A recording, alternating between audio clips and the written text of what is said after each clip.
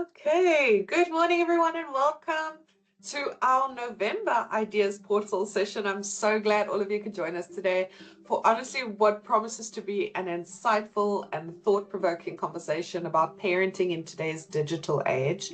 Now, at Training Portal, our Ideas Portal is all about sharing ideas, learning from one another, and exploring how innovation and education intersect in our daily lives, both professionally and personally. And let's be honest, few things have changed more rapidly than the way technology has reshaped parenting. Today we're joined by Anel Annandale, a educational psychologist, who has helped countless families navigate the challenges of raising children in a hyper-connected world, from managing screen time to understanding social media pressures and supporting that emotional well-being. Anel brings a compassionate, evidence-based perspective that helps parents find balance without losing their minds or their Wi-Fi passwords. Now, whether you're a parent, an educator, or simply curious about how the digital world affects young minds, this session will be leaving you feeling more informed, more equipped, and hopefully a little less guilty about the occasional extra hour of YouTube or gaming. So grab your coffee, settle in, and let's dive into the essential topic. I think it's one that comes up so often.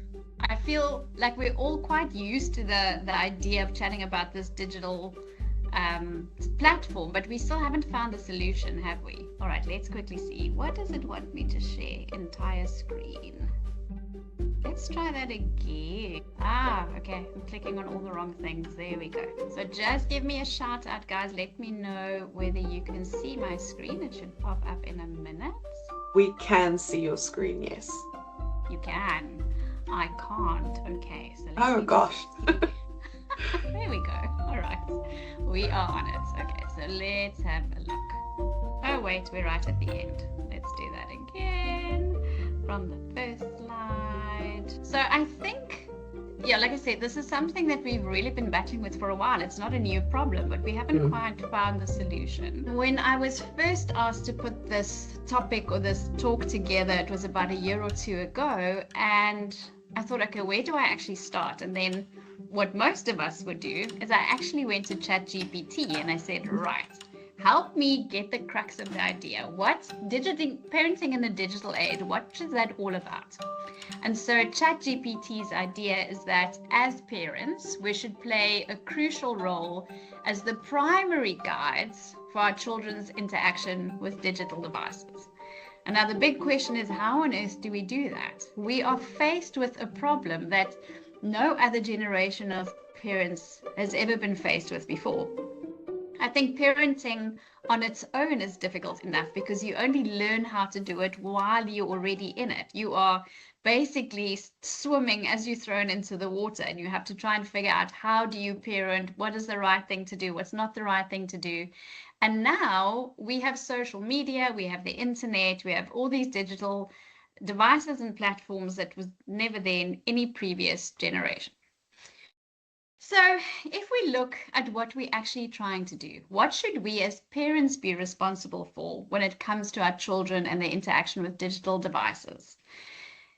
Apparently, we are supposed to incorporate the usage of digital devices into everyday activities such as play, entertainment, learning, and mealtime. Now, the first time I read that, I thought that sentence, ChatGPT's got it wrong this time. You know, they can't possibly expect us to be incorporating the usage into these activities. And I thought they meant around these other activities that also form a part of family life. But if I'm honest, these devices are so part and parcel of our children's play.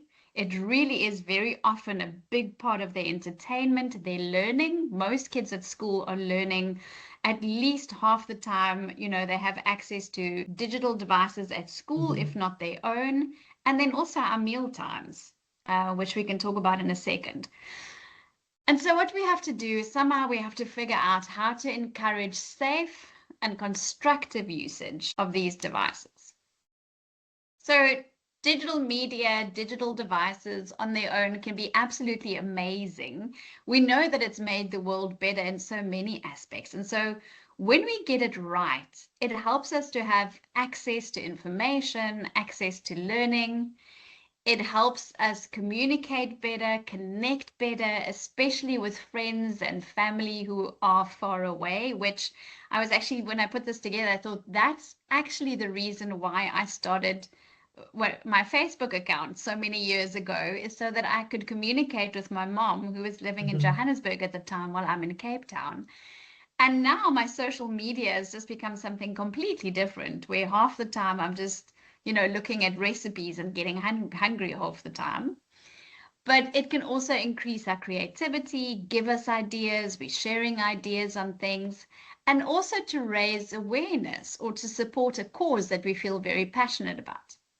But when we get it wrong, what we're seeing now, especially in our kids, and the biggest worries, is that there's a definite decrease in their physical activity. Our kids are not moving around as often as they need to. We're seeing obesity because they're sitting in front of screens. Recently, the research has also shared that we're seeing myopia, which is short-sightedness, because for your eyes, for the lens to be able to adjust properly, it needs to sometimes look at something close by, like a screen, and at other times your eyes need to adjust to look at a bigger view, looking at the horizon, looking at something outside. And because our kids aren't getting outside often enough, their lenses are always contracted to look at something close by, a screen, and then we sit with permanent damage. We're also seeing a lot of kids are really struggling with social skills. They know how to chat to complete strangers online, but they don't really know how to actually interact with friends. Sometimes you'll see, and I'm sure you see this with your kids as well, they literally are sitting next to each other, but they'll be communicating through their phones or sending each other videos. And also the real concern here is the vulnerability, that it's exposing our kids to cyberbullying, to addiction, and to all sorts of grooming. So what are the obstacles? If we start over here in this little vicious cycle of what's happening here, when it comes to the digital space, like I said earlier, we're most really just parenting in the dark. We actually have no idea what is going to be happening in terms of digital devices that are changing all the times. And unlike all the other aspects of parenting, where we might still be able to go back to our parents and say, sure, what do I do when my baby's constipated? Or how do I help my child through her first heartbreak? What did you do with me? This is an area where our parents, the older generation, can't give us any advice because they're often still trying to figure out these digital devices and the digital space as well. Plus, as soon as you think you're on top of what's happening, it changes. Just as we thought we were figuring out Instagram, there was TikTok and all sorts of new things coming out all the time. Snapchat, these devices or these social media platforms, something like Snapchat, for instance, have got these streaks going where you can build up such a big streak. So there's this encouraging of children every day. They have to post a post or they have to put on a Snapchat post. So it's really sort of luring them into making sure they check up and open the device every day. Everyone is doing it and we just can't avoid it. So what do our kids do? Oh, but why can't I be on Instagram? All my friends are there. We know that children today are spending more time indoors than any other generation before them. More parents are working. We have to. Life has become quite hard. And also, parents have to do more work. Sometimes because of these digital devices that now allow us to be accessible and responsible for completing tasks at all hours of the day. And then there's this added aspect. The truth is that so many of our outside environments have become quite dangerous. So what we're trying to do is to keep our children safe. We'd rather have them inside on their devices than have them outside on the streets. We were so worried about what's out there in the outside world. We always thought that the dangers were out there and we were trying to protect our children from them, that had no idea that the biggest dangers were actually inside our homes and inside of these devices. So what's it all about? Between 8 and 12-year-olds spend an average of 5.5 hours a day on screens consuming social media, and 13 to 18-year-olds spend about 8.5 hours a day on screens and consuming media. But how much of that is actually time that they have to spend on screens for school and for projects and schoolwork?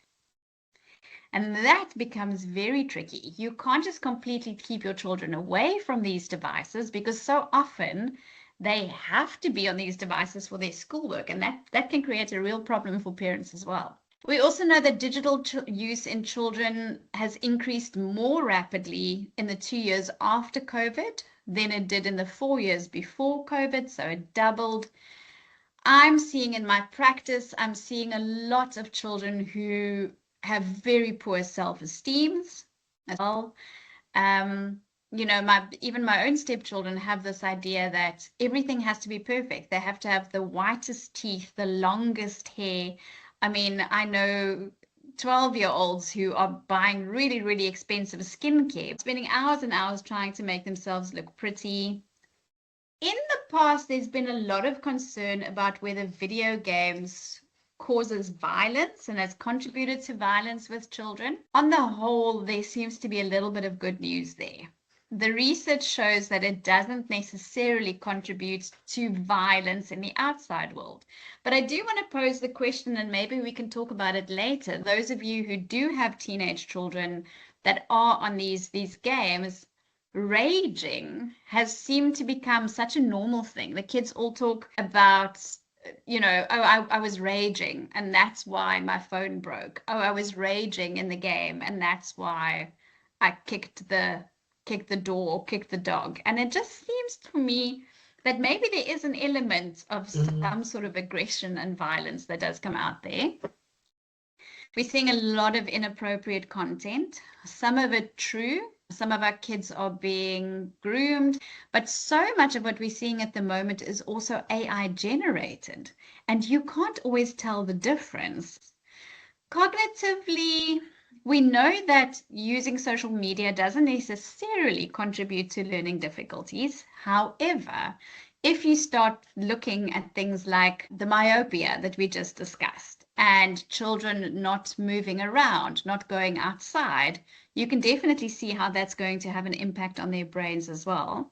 So the other thing here that's really difficult is that the majority of parents, 86% of us, say that our own phone use can sometimes get in the way of us spending quality time with our kids.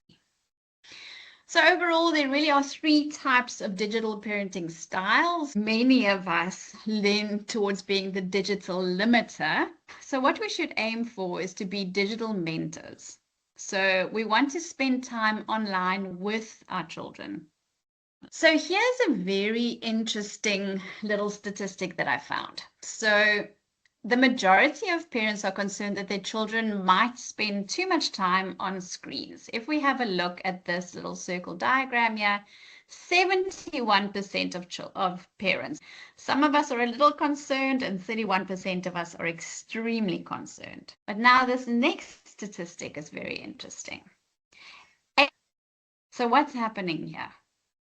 How is it that most of us know how much time our children should be spending on internet sites and on digital devices, but still the majority of us feel that they're spending too much time on there?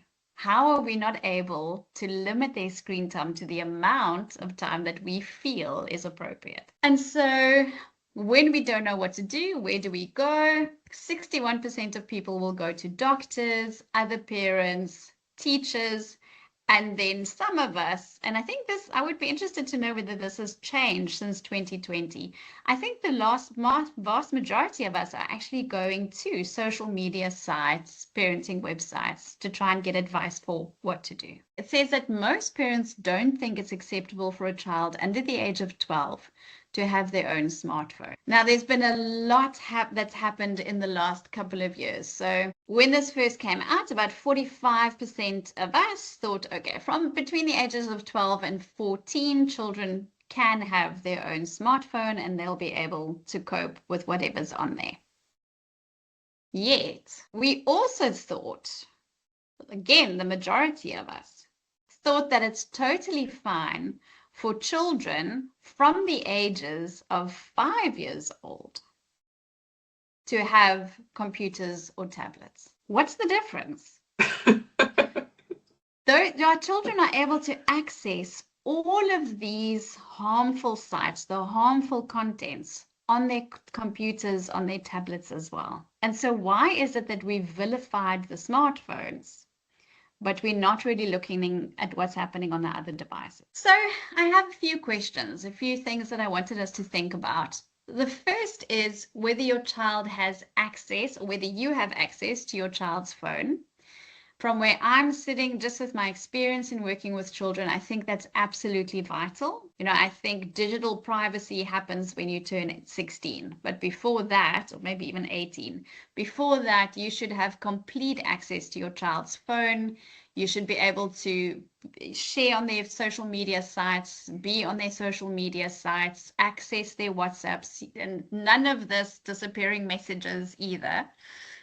And so I've always thought that that's very important. And recently I listened to a talk by somebody who does digital safeguarding. And he was saying, but then your children should have access to your device as well. And that one really threw me.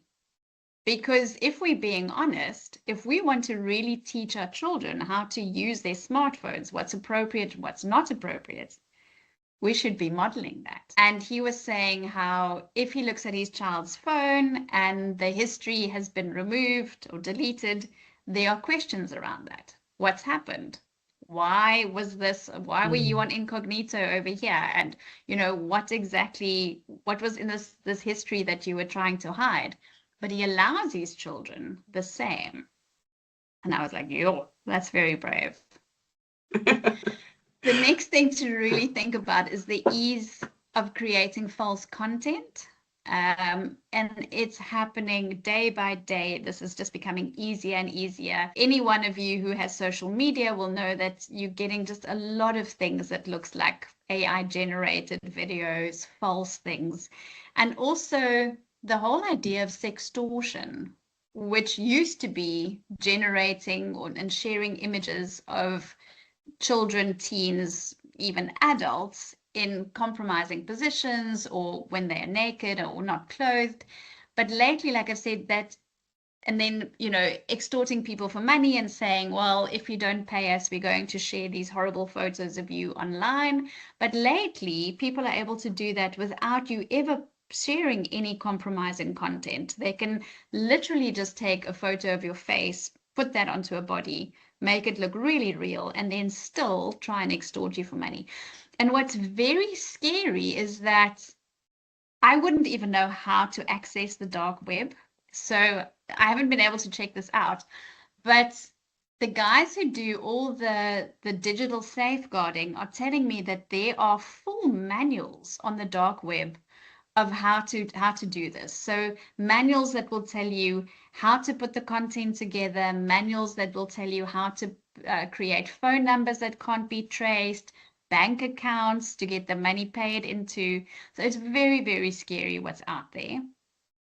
I also was involved, just for interest's sake, a while ago with some children who had found manuals on the dark web on how to falsify, well, firstly access, and then use other people's credit card information.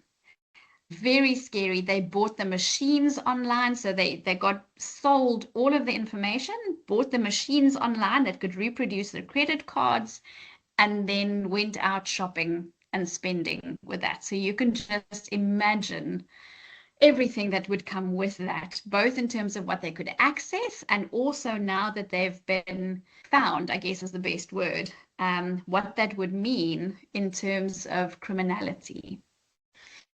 There have also been, I've actually said here that these are new rules around the globe for banning social media until the age of 16. We know that we've seen this in Australia, but what a lot of people might not know is that it's always been illegal for children under the age of 16 to have social media accounts. And that includes everything. That includes TikTok, Instagram, Facebook, which I think is too old for the kids now anyway. That's old-fashioned. But it's always been illegal. You're not allowed to have an account. But the social media platforms have never, ever implemented these rules. I don't know how many of you and your children, or at least how many of your children have got social media accounts. But I think, my stepkids are on Instagram, TikTok, every single one of them, they've got an account. And so the only thing that Australia has now recently changed is that they have said, we will now start taking these platforms to account. If we find that you are allowing any child under the age of 16 to have a social media account without verifying that they are 16, you will be taken to task. And I think at the moment, the Australian government, you can get a fine of up to 49.5 million Australian dollars. These big companies, for allowing these kids on social media. And I think it's just time. It couldn't have happened sooner, as far as I'm concerned. I see many schools, not just in Australia, but even in South Africa, many of our schools are now locking phones away. Either teachers are taking in the phones, and I see some of the schools are now also using a special little bag. It's got a magnet at the top of the bag, and you put your little phone in the bag. You can't open the magnet again. It completely stops it from getting any sort of signal. And as you leave the school, there's a big magnet that you have to swipe the bag across, and that magnet will open, and you can take your phone out again. And I think that's also fantastic. And then, I don't know how many of you knew this, but the legal age for criminal intent. So I only found this out recently. So say you've been sending pictures of your friends online, they're accusing you of bullying, but you are 12 or 13 years old, and you say, oh, I'm very sorry, guys, I just didn't know better. That's not going to stand up in court. So the legal age that you are considered to be able to have criminal intent is 12 years old. If you are 12 years old and older and you are sharing content that is not appropriate, you can actually get a lawyer's letter and you can be sued in your own capacity for what you've been sharing. All right. So how do we do this? How are you actually going to try and be a digital mentor when we are still trying to figure this out ourselves? I think the first thing that most of us can try and do is to just follow our own tuition for when is the right time to introduce technology. I think 16 is a really, really good idea. Nothing before that. And we know that media devices are designed to be quite intuitive. Most of you will know this. Your children can look at a TV, figure out what's wrong with it, know how to get Netflix onto the smart TV. Your children will learn it quickly. Please don't feel like they are now, you're putting them at a disadvantage by not giving them screens at the same age as their other peers. A very good idea is also to have your children earn the screen time. So then instead of having to be the terrible parent that limits it and says you're only allowed 20 minutes in the week and an hour on the weekend, have your children realize that it's a privilege. So they can earn their own screen time by going outside, taking the dog for a walk, reading a book, doing some extra studying before the exams start. And in that way, we make them responsible for their own usage. And without them realizing it, we're actually getting them outside and making sure they spend a lot of their time doing things that are healthier for them. Also important to set out specific times for which media is allowed, but more importantly, not allowed. And so I think that there are some times that are completely non-negotiable. Family times, meal times, at least an hour before bed. Something we've been trying to implement in our house that doesn't always work. But what we're trying to do is to say from Sunday afternoon from 12, no social media, no phones until Monday morning. That sometimes helps. We also try to select and co-view media with your children. You need to know what they're on. You need to know what they're doing so that they can use the media to learn. But you've got to play with them. You've got to view with them. And again, absolutely no permanently fixed devices in rooms. If you're not a smart TV, not a computer, it needs to be mobile so that you can lift it up and bring it into a family environment where everyone's around. It is important to check your children's media use, follow them, follow their friends, help them understand what a digital tattoo really means. And we've seen this again recently in recent cases in the news as well. Our children don't seem to understand that when they take a photo or where they film something, it is going to be around forever. It doesn't matter whether you delete that video afterwards again. If you've shared it, people are going to be able to access it. Very important to also install apps. There's an app called Self-Control, which really is the opposite actually of self-control if you're using the app. But it helps to block entertainment media. So while your kids are doing their homework and studying and they are forced to be on these devices, then at least we can make sure that their attention is not being diverted to something else. And then also very important to have media-free and unplugged locations in your homes. It's actually quite funny. So what very often happens in our house is that my partner gets completely fed up and he's figured out how to unplug the Wi-Fi. It feels crazy that you have to be so sneaky, but he's figured out how to unplug the Wi-Fi without the kids realizing that it's unplugged. So the kids just think that very often we have terrible Wi-Fi and terrible internet, but it's often just when we've had enough of them being on their screens. I see one of these little boxes have been sort of copied here. You can see I feel very strongly about this. Very important to encourage family activities. So getting out there, doing sports, reading together, talking to each other. In fact, having a regular schedule, like every Saturday morning you go for a walk with your children, or every Saturday morning you play paddle, is a very good way to actually get them away from their screens. Set a good example. This is a hard one. So turn off your TV, put your smartphone on Do Not Disturb when it's meal times. Very interesting. I don't know who of you have seen that video clip of Simon Sinek, where he does this very simple thing, but he says, you know, if you're talking to me and I look up from my device, I'm listening to you, but I'm still standing and listening to you with my device in my hand. Does it feel like I'm actually listening to you? Whereas if you ask me something or you want to talk to me and I look up and I completely put my phone away, do you not feel like you've got my attention more?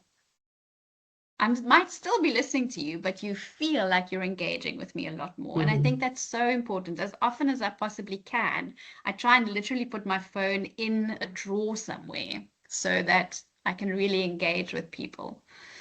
Talk with your children and your teens about online citizenship, that we've all got a responsibility when we're online, and also online safety. This is something that we all seem to have forgotten. We seem to have forgotten that our opinion really counts. We can advocate. We can report. How come so many of our children have been using social media and we've all been complaining about it? But it actually took the Australian government to say, look, guys, it's not okay for you to have our kids on social media platforms. Why have we not done that as parents? We have the right to say to the media producers, the airers, the sponsors, this is not okay. We do not want you to be targeting our children. And also, I try never ever to post any photos of children onto my social media. What I would say is when you talk to your kids, remind them that they always have to ask permission before they post photos of their friends, even if it seems like very innocent group photos where they've had a lot of fun. And when children are under 15, you have to say to them, you always have to check with me first before you post a photo of yourself on social media. All right, so we're almost at the end of this presentation. We know that this is difficult. We know that there are tons of obstacles. So I just wanted to give you a quick idea of who you can turn to for help. So 4 people that really come to mind, or 4 companies. The first is a company called Net Savvy. So it was started by a lady called Karina van Wyk, who's really, really amazing. And her experience really speaks for itself. So she used to be a journalist, And then she started becoming quite concerned about the amount of false news that was going around. And she started working for a company called Africa Check, which, yeah, they're just amazing at checking out false information, false media, AI generated stuff that's being spread around.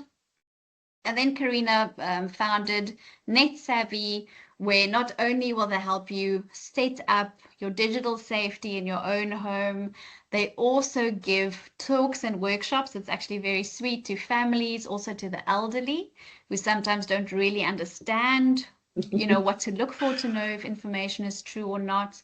And they also do all sorts of little workshops to help you figure this stuff out and to teach your children how to use digital devices responsibly. Then there's a company called theguardian.co.za. Very important to distinguish them from the Mail and Guardian. So the Guardian is really, really awesome. They are also a company that's there for digital safeguarding.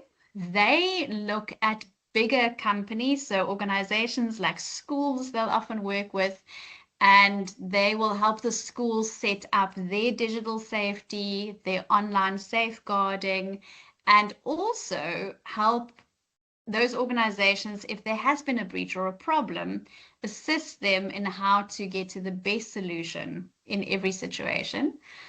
Emma Sadler is a lawyer, so you can find her. I think she's got several social media platforms that she's on, but I follow her on Instagram at the Digital Law Company. She'll really help you navigate all the tricky things about the law and digital devices and what is acceptable and not acceptable, what you can do, what you can't do. And then lastly is Catherine Nibbs. So Catherine she works specifically in the mental health area, also with trauma. And then she's focused, definitely for the last couple of years, purely on helping children who are bullied online or don't even realize that they are bullying others online, and just to help parents understand this whole digital space that children are in. And that is the end of my talk, everybody.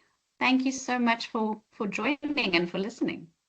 Awesome. I am going to open the floor to questions. If you do have any questions, please feel free to put it in the chat box, raise your hand, and then you can unmute. For now, Anel, I do have a bit of a question. We were talking about, how the Guardian helps with things like schools and helping at schools, but let's say that resource is not available. How can schools and parents, because I mean, like you said, a lot of parents don't have the time to do these sort of things.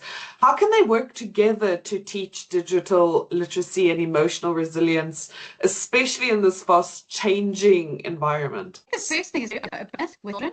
To firstly just say, look, this is what we need. If we need to together, we'll have to do that. And a question that often comes up with me is, how come we are so scared to take away those devices from our children again once we've given them to them? So we have all these debates about when can you give a child a cell phone? Are they too young at 12? Can they have it? But nothing stops us. If we give it to them at 12 and we realize they're not mature enough, why are we not taking that away and saying, you know what, I think you can have this phone again next year. Let's try and help you a little bit with this. I think our children, as they've always done, this is not their fault, because this is what children do. If you don't allow them to go to a party, what do? Oh, but all my friends are going.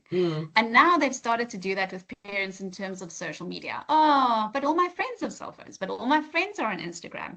And as parents, our biggest resource is actually each other. We need to be in contact with each other and to say, listen, I'm not comfortable with my child going on Instagram, but she says your child is. Can we talk about it? How can we support each other to make sure that we're happy with what our children are doing, and how do we safeguard our children together? Let's see. Edith says, what can we do about AI psychosis and AI's, Ida, you're giving me difficult words to pronounce. How dare you? Yeah, absolutely, you can do that. There, stop sharing. I think we, yes, Ida. Sorry, I'm having such a lag on my side. Better? Yes. Okay, awesome. No, then I can ask my question verbally. What can we do about AI psychosis? They are talking about these days about AI sycophancy, where it keeps. Can you guys hear me? Yes. Okay. Yeah, where AI tells your kids everything they're saying is amazing. It tells everyone they have the best ideas and whatever they're doing is amazing. And then the kids are kicking against what their parents are saying because AI says something different and only gives them positive feedback and never negative feedback. This is a problem for adults as well, but specifically with kids, how can we manage that? Very good to have an open and honest discussion with your children and to say, look, social media is never really going to tell you what you're doing wrong. So I'm not, when I tell you, there's something you struggle with, I'm not doing it because I want you to feel bad about yourself, but I just want you to have a realistic worldview. Thank you. Thank you for that. And how can yes. Someone just mentioned Jonathan Haidt. I just saw that pop up in the comments. He is absolutely fantastic. Also somebody who's really, really good to follow. I actually think he was the psychologist you were referring to earlier when you mentioned that it's more dangerous inside. Yeah. So how can parents maintain open communication about the online risks, like cyberbullying or inappropriate content, without making kids feel policed or mistrusted? I wonder if you can. So we're obviously going to try our best not to scare them and not to make them feel like we're trying to control them. But often I think when it comes to these sort of things, you've got to decide which is going to be the biggest evil. And if it means that your child is going to feel like you're this helicopter pilot, you're on top of them, you're policing them all the time, but you are going to know that your child is safe, I would rather choose safety and say, I'm very sorry that you feel controlled. This is not what I'm trying to do. But if this is the consequence, then so be it. And I mean, there's always a lot of talk and a variety of opinions about how early exposure to technology, really has an impact on a child's learning and attention span and social skills. In that sense, how accurate and what is the correct information, if there is correct information? On the whole, we see that it really is, it keeps them away from things that children should be doing at their age. We are seeing, like we said in the talk, I see issues with obesity. They're not physically as agile as they should be. Their fine motor control is lagging behind. And in the early years, everything you do at school is about that fine motor control. It's about, just the visual perceptual skills that you need that's so important for reading and learning and understanding the world. Those are all being compromised by social media. Our children are very low on motivation. Things like instant gratification is becoming such a major issue. And we already know that young children struggle with instant gratification. Only as they get older do they actually learn how to wait for things, how to not immediately get answers or information or entertainment by the click of a button. So you throw in these children who already struggle with emotional regulation, with waiting for things, with, wanting things to happen immediately, not having patience. And now you make it so easy for them to access the things that they want. So how are we ever going to teach them, that you don't always get everything you want immediately? You have to wait for things. We're almost setting them up for failure from the very start. How can we reinforce the no social media before 16 when all their friends are on it and they feel it will impact their social standing? Yeah, absolutely, right? Because it's all about the status. It's all about what are you putting on your status and doing. So I think it's very important for parents, like I said, to advocate, to come together. So for all parents, and why are we not arranging these meetings? Why are we not saying, listen, girls, book club girls, or at the next birthday party, can we have a quick chat about the social media thing? Can we maybe all decide what we're comfortable with? And so we can stand together as a parent group and say, look, you guys, I don't want you to be on your social media. So not only do we need the community support, but I do think we need the larger organizations. Look at how difficult it's been for people around the world to do that. We actually need a government to stand up and to say, listen, we are going to actually start taking the major corporations, the platforms to task, because this is not okay. you shouldn't have your children on social media. So I think that this is a tiered sort of answer. Firstly, we need to stand together as parents. We need to have honest conversation with our children. We need to get the big organizations, governments, companies involved. We need to advocate. We need to take them to task. But on a very personal level, it might mean that in your home, you might just have to bite that bullet and to say, you know what, there is a law against it. It's not that I'm being the horrible parent. It actually is against the law for you to have a social media account before you're 16. And you might not like me for a while. I'm very sorry that you're going to feel like you're not really able to communicate with your friends or to show them what's happening. You can have your WhatsApp groups, and I will monitor that WhatsApp group, but I'm not going to allow you to have social media until you're 16. It is, especially because if you look at the terms and conditions of a lot of the social medias, I mean, I actually checked Facebook and Instagram while we were chatting, and the lowest age range that is even mentioned is 13. They say anyone above the age of 13 can have an account there or can make use of it. They just need to be monitored by parentals or guardians. As we wrap up today's Ideas Portal, a huge thank you once again to Anel for sharing her expertise, and to all of you for engaging in this very important discussion. The digital world isn't going anywhere, but with awareness, empathy, and intentional action, I think we can raise children who are not just tech savvy, but emotionally strong, socially connected, and grounded in real world values. Remember, the Ideas Portal is a space for ongoing conversation. So if today's topic sparked something in you, a question, an idea, or even a potential topic for a future session, please share it with us. We'll also be sharing a recording of today's sessions afterwards, so you can go and revisit it, share it with others who couldn't make it. Let's start that conversation. And thank you all for being part of our growing community of learners and innovators, and for keeping this conversation around education, technology, and growth alive.